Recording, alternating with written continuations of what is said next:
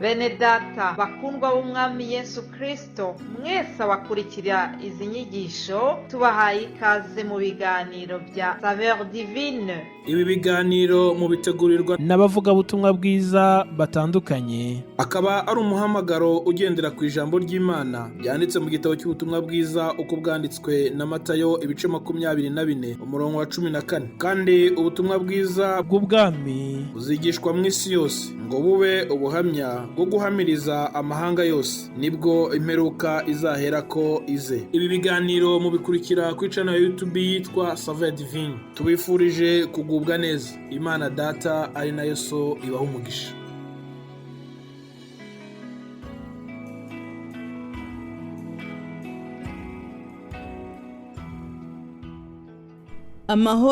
Amahoro bakundwa bene data, ndabasuhuje mwese mu izina rya Yesu Kristo. Amahoro y'Imana nabe muri mwe. Ndi Odette Kandama mu kiganiro Saveur Divine. Shimye Imana inyemereye kongera kugaruka kuvuga ku ijambo ryayo. Ndanezerewe kongera kuba rwose muri uyu mwanya. Imana y'amahoro iduhana umugisha, wowe Imana yarinze ukabunteza amatwi ukabunyumva, fatikanye nanjye gushima Imana aho Imana itugejeje, tukaba duherereje inyuma amezi 11 arenga y'uyu mwaka wa 2023. Wowe unyumva ufatikanye nanjye gushima Imana. Turi mu cyumweru cyiza cyo kuganira ku migani Yesu yagiye acira abantu bamutegaga amatwi, abigishwa be. Turabizi yuko Yesu yakundaga kwigishiriza mu migani.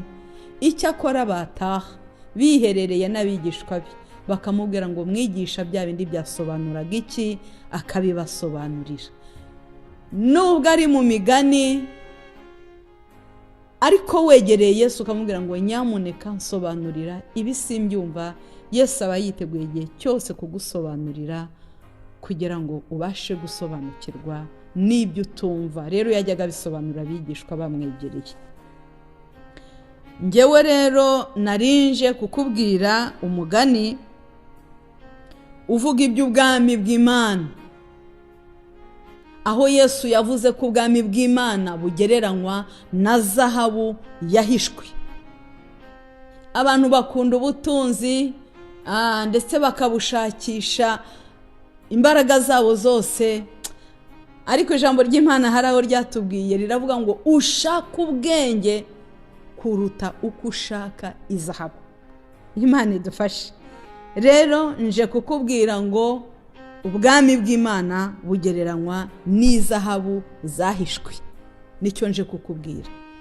Umunsi wahishukiwe iyo zahabu ntabwo uzakomeza kuba uwo wari uriwe. Ndavuga iyo zahabu igereranywa n'ubwami bw'Imana. Rero ndagira ngo dusome mu butumwa bwiza bwa Yesu Kristo uko bwanditswe na Matayo ibice 13, turasoma umurongo wa 44. Haravuga ngo ubwami bwo mu ijuru bugereranywa n'izahabu zahishwe mu murima. Umuntu azigwaho arazitwikira aragenda. Umunezero umutera kugura cyangwa se kugurisha. Yego, mu gifaransa usomye usanga ari ukugurisha, vendre. Umunezero umutera kugurisha, kadukoresha ibyo yaratunze byose ngo abone kugura uwo murima. Imana ishimwe. Yesu yigishije abantu bari bamuteze amatwi, ngira ngo yatangiye mu gitondo yigisha abantu cyangwa acira abantu imigani. Iyo usomye uhereye ku murongo wa mbere w'icyo gice cya 13, umurongo wa mbere ukageza ku murongo wa 52, Yesu yigishije abari bamuteze amatwi. Ngira ngo yahereye mu gitondo cya kare, ngo yasohotse mu nzu, ngo yicara mu kibaya cy'inyanja. Abantu benshi ngo bari bateranye bamuteze amatwi, maze abigishiriza mu migani. Yahereye ku mugani w'umubibyi, akurikizaho umugani w'urukungu mu masaka, akurikizaho umugani w'akabuto ka sinapi, arangije ababwira umugani w'izahabu, ababwira umugani w'imaragarita, ababwira umugani w'urushundura. Imigani yose 6 yicaye atahagurutse abantu bamuteze amatwi, kandi yose iyo migani yerekeza ku bwami bw'Imana. Yesu ubwami bw'Imana bwari bumuraje ishinga, nicyo yavugaga. Ageze ahangaha rero kuri uyu murongo wa 44 avuga ko ubwami bw'Imana bugereranywa n'izahabu zahishwe. Yavuze ubwami bw'Imana abunyuza muri iyi migani yose uko ibonye, ko twumvise itandukanye, ariko ari sijimwe afite, ari intego imwe afite yo kubwira abantu ubwami bw'Imana. Ubu bwami bw'Imana, mbese ubwami bw'Imana ni gute? Mu gihe yigishaga abigishwa be gusenga, yarababwiye ngo nimusenga mujye muvuga ngo Data wa twese uri mu ijuru, izina ryawe ryubahwe, ubwami bwawe buze. Ubwami bw'Imana ni iki? Ni ubutegetsi cyangwa se ni ubuyobozi bw'Imana ku bantu bayo yaremye. Ubwami bw'Imana, le règne de Dieu, que ton règne vienne. Ubwami bw'Imana buze. Abigisha ubu bwami bw'Imana, umva nshuti bakundwa, ubwami bw'Imana bukwiye kuvugwa cyane. Yohana aje, umwe wabanjirije Yesu, ikintu yavuze, yabwiraga abantu ngo mwihane, ubwami bw'Imana buri hafi. Yesu aje arabikomeza, aravuga ngo mwihane, ubwami bw'Imana buri hafi. Ndetse avuga ikintu cy'igitangaza cyanditswe mu butumwa bwiza uko bwanditswe na Matayo ibice 6 umurongo wa 33. Arakomeza avuga kuri ubwo bwami bw'Imana. Umva uko yahavuze.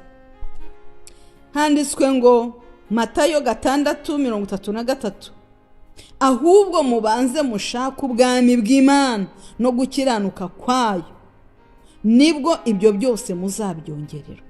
Imana ishimwe.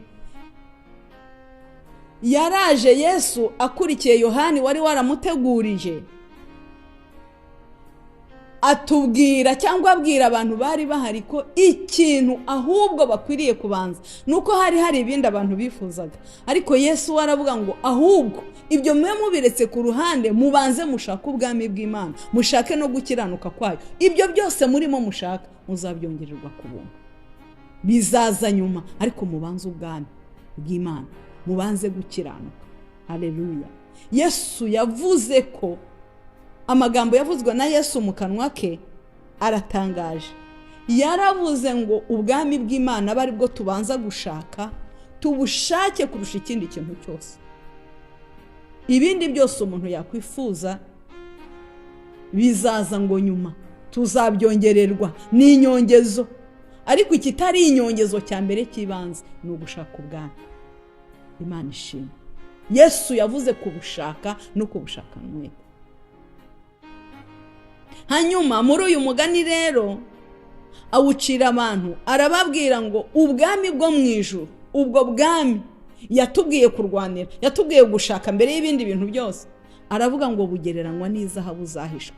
Noneho haza kugira umuntu ngo ugize amahirwe, ari mu murima arimwe ahinga, za zahabu ngo azigwaho, azibonye ngo arazitwikira, arazihisha. Umuntu ahisha iki? Umuntu ahisha iby'agaciro. Iyo umuntu abonye amafaranga menshi atarayatunze, agira ubwoba akayahisha, kumva yashyira ibintu byose bishoboka ku rugi ngo hatagira uyamutwara, kuko ari ubutunzi n'iby'agaciro.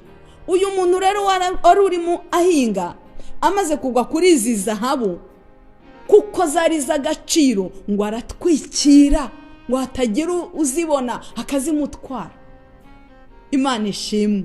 Amaze gutwikira ngo ajyana umunezero, hajya kugurisha ibyo yaratunze byose, kugira ngo abone agaciro, abone amafaranga ahagije kugira ngo ajye kugura wa murima urimo bwa butunzi, urimo ya zahabu. Bakundwa bene data, iyi zahabu abantu bashakisha, ubutunzi abantu bashakisha, amafaranga abantu bashakisha, amazu n'amamodoka abantu bashakisha, abantu barabishakisha cyane, ariko ubwami bw'Imana burabiruta, buri hejuru. Zahabu ni ikintu gihenze, benshi muri twebwe nta nubwo bari bayikoraho. Akantu gatoya umuntu ajya abasha gutunga ka zahabu, rimwe na rimwe n'impeta twambaye, ababigezeho bageze kure bambara imikufi. Zahabu irahenze, ntabwo twari twayikoraho, ntituyizi. Abantu bajya banayibisha bagakora ubwisiko. Yesu rero agereranya icyo kintu cy'agaciro, aravuga ngo ubwami bw'Imana ni nka zahabu, uyiguyeho arahisha agatwikira maze akagurisha byose. Ntabwo mbizi nibiyo zahabu yitwa ubwami bw'Imana warayibonye, igereranya ubwo bwami bw'Imana bugeranywa na zahabu. Muri make ni agakiza iyo twamaze kukakira kagereranywa na zahabu. Iyo ukabonye rero, umunezero ugutera kugurisha ubwibone, umunezero ugutera kureka ubusinzi, ugutera kureka amagambo, ugutera kwiyambura byose, ugaca bugufi kugira ngo ubwami bw'Imana ubone icyo ubugura, ubone gute agaciro gahagije ko kugura ubwo bwami bw'Imana. Nugurisha biki ntabwo bizavamo. Biragusaba kugurisha byose, ugurisha amagambo, ugurisha ingeso mbi, ugurisha ubusinzi, ugurisha ubusambanyi, ugurishe byose, kandi ubigurisha atari uko ubitewe nuko bagushyizeho agahato, ahubwo bigurishe kubera umunezero. Ubonye ubu butunzi, ubonye ubu butunzi bw'agakiza, ubonye ubu butunzi bw'ubwami bw'Imana, agurisha byose atitangiriye itama, agurisha byose ntawe umutose, ntawe umuhase, agurisha byose atabikoreye ijisho. Impamvu kibikorera ijisho imbere y'abayobozi, impamvu kibikorera ijisho imbere y'abo muziranye, nuko ubu bwami butari bwagera mu mutima wawe. Iyo bwahageze umuntu agira umunezero mwinshi, akagurisha byose ntawe ubimutegetse. Imana igushyigikira, Imana iba ikubashije kugurisha byose. Iyo usomye urwandiko rw'Abafilipi ibice 3, ubona aho Pawulo amaze kubudekuvura, amaze kububona, amaze kubona ubu butunzi, ubu bwami bw'Imana bubonerwa muri Kristo Yesu. Yaravuze ngo ibyarinda mu yanjye nabitekereje ko ari igihombo. Bice 3 by'urwandiko rw'Abafilipi umurongo wa 7, ngo ndetse mbitekereza ko ari igihombo kubwo ubutunzi butagira akagero naboneye muri Kristo. Ngo kubwo nahombye ibyanjye ndetse mbitekereza ko ari amase. Wahombye ibyawe nawe.